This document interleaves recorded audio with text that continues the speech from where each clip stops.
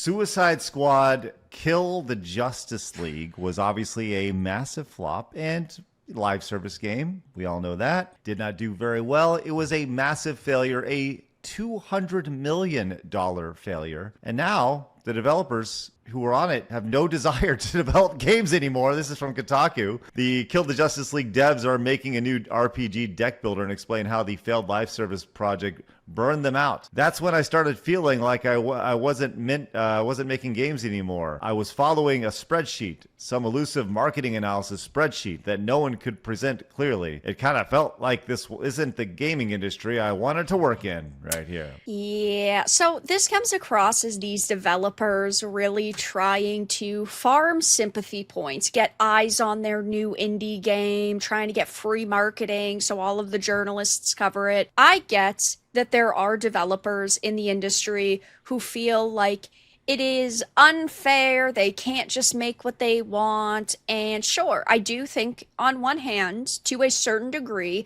some of these large companies do stifle creativity. But on the other hand, they started working on Suicide Squad Kill the Justice League, which was the fifth game in a series. Of course, at that point, when you are being handed hundreds of millions of dollars, there were 300 people that worked on this game, and it was supposed to be alive for several years because it was a live service game. Of course, companies are going to have certain expectations and high expectations.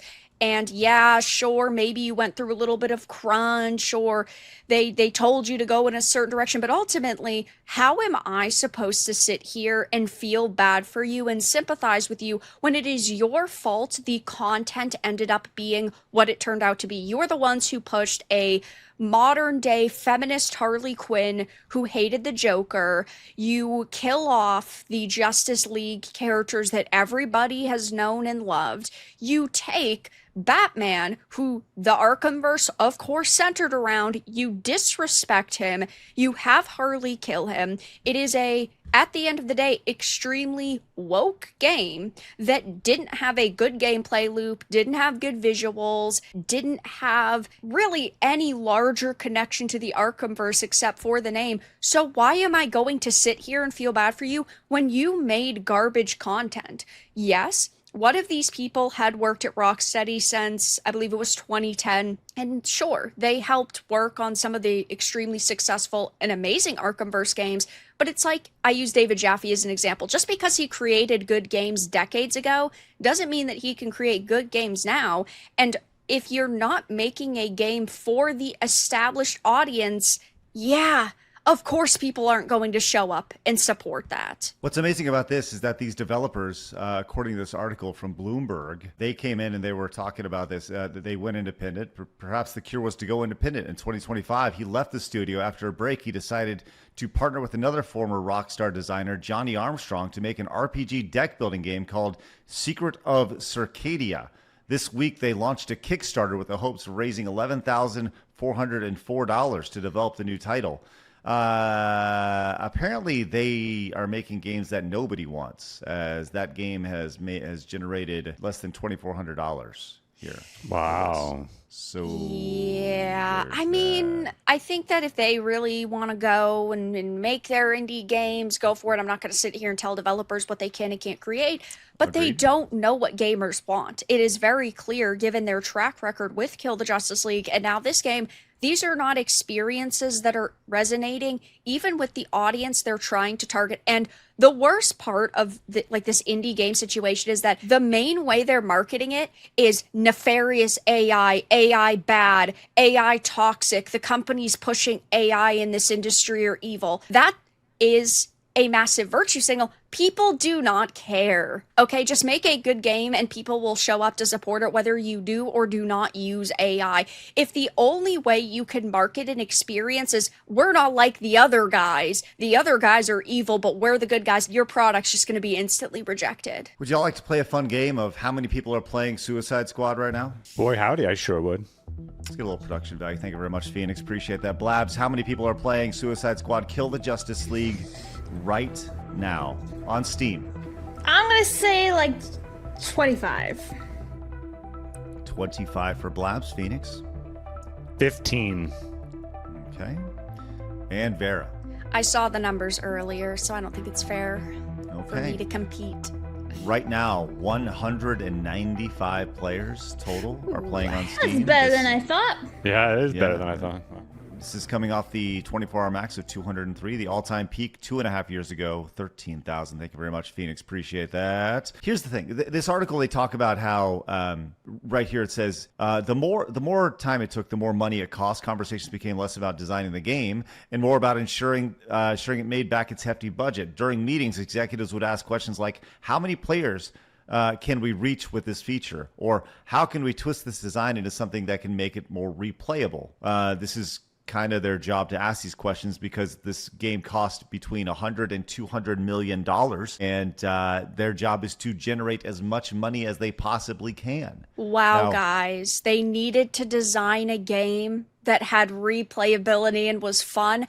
I've never heard of that before. My gosh. well, and when you want to make your own game, by all means, and you're not making your six-figure salary for developing out your games, you can do so and generate $2,396 for Secret of Circadia. You guys want to see the trailer for it, by the way? Sure.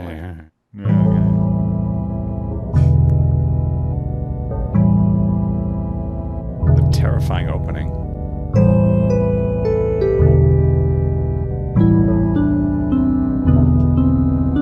Okay, I'm out. Sorry. I'm Yep. done. Yeah. You got my 15 seconds of attention right there. So yeah, like you see all the time, these executives they point the finger at executives. They say it's their fault, right? Executives and people in leadership positions, they have a job. Their job is to ultimately oversee a product, will generate revenue for the company, so everybody developing out that product can have jobs for not just the next year, but for the next 20 years, 30 years, 40 years, right? That's their job. And so often that's where the art versus business conversation takes place. It's funny. I was listening to, she used to work at Microsoft. Her name is Laura. She has a great YouTube channel. Have you seen her channel, Vera? Yes, I have.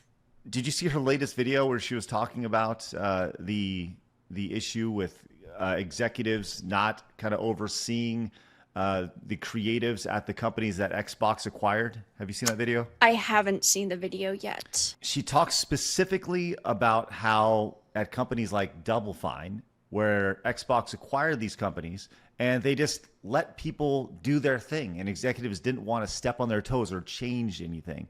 And what happened is all these artsy fartsy games came out that nobody bought, and they weren't big hits. And ultimately, the people who end up paying for that ultimately is not the developers who made the artsy fartsy games. It was the people who are funding that artsy fartsy game, which was ultimately Xbox and Microsoft. So that then puts everybody behind the eight ball because they're losing money and they can't pay for it. So that's why you have, the threat of Double Fine being shut down or, severing from the company, and all the massive layoffs, which apparently are going to hit on Monday. So yikes.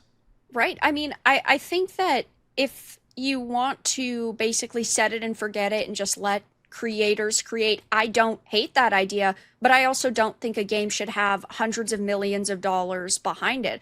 I mean, Kill the Justice League lost Warner Brothers over $200 million. Who knows what the exact budget was? Hundreds of millions of dollars. And look at South of Midnight. That according to reports, cost $100 million.